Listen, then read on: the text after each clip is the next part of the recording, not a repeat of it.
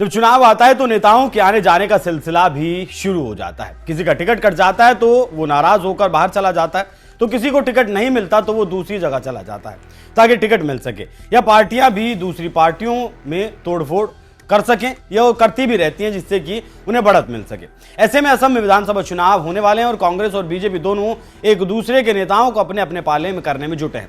उसी कड़ी में असम विधानसभा चुनाव 2026 से ठीक पहले कांग्रेस ने बीजेपी की सियासी जमीन हिला दी है, और इस बार झटका किसी छोटे नेता ने नहीं बल्कि खुद सत्ता के अंदर बैठी एक मंत्री ने दिया है। नाम है नंदिता गरलोसा। वो नेता जो कल तक हिमंता बिश्वा शर्मा सरकार में खेल और युवा कल्याण मंत्री थी, आज वही नेता कांग्रेस का दामन थाम चुकी है। और कहानी यहीं खत्म नहीं होती, असल कहानी तो अब शुरू होती है।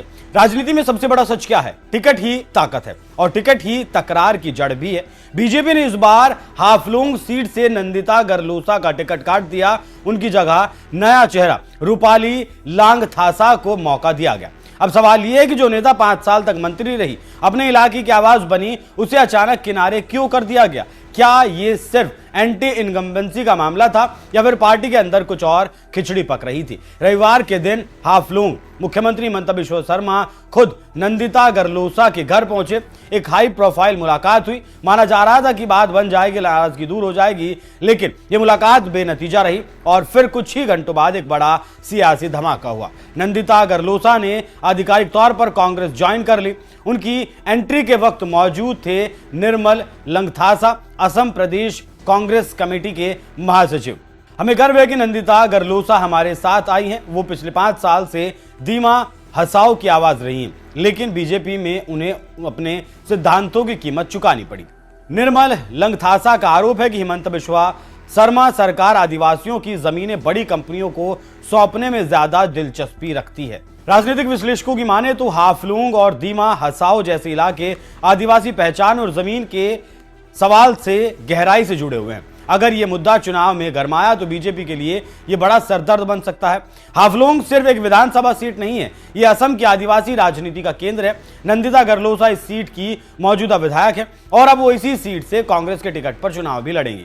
मतलब सीधी लड़ाई अब बीजेपी बनाम कांग्रेस नहीं बल्कि पूर्व बीजेपी मंत्री बनाम बीजेपी हो गई है। जानकार कह रहे हैं कि पहला खतरा यह है कि जब एक मंत्री पार्टी छोड़ती है तो मैसेज जाता है कि अंदर कुछ ठीक नहीं है। दूसरा खतरा यह है कि नंदिता गरलोसा का दीमा हसाओ में मजबूत जनाधार माना जाता है। तीसरा खतरा यह है कि टाइमिंग, चुनाव से ठीक पहले यह घटनाक्रम हुआ जो नुकसान को कई गुना ज्यादा बड़ा कर सकता है।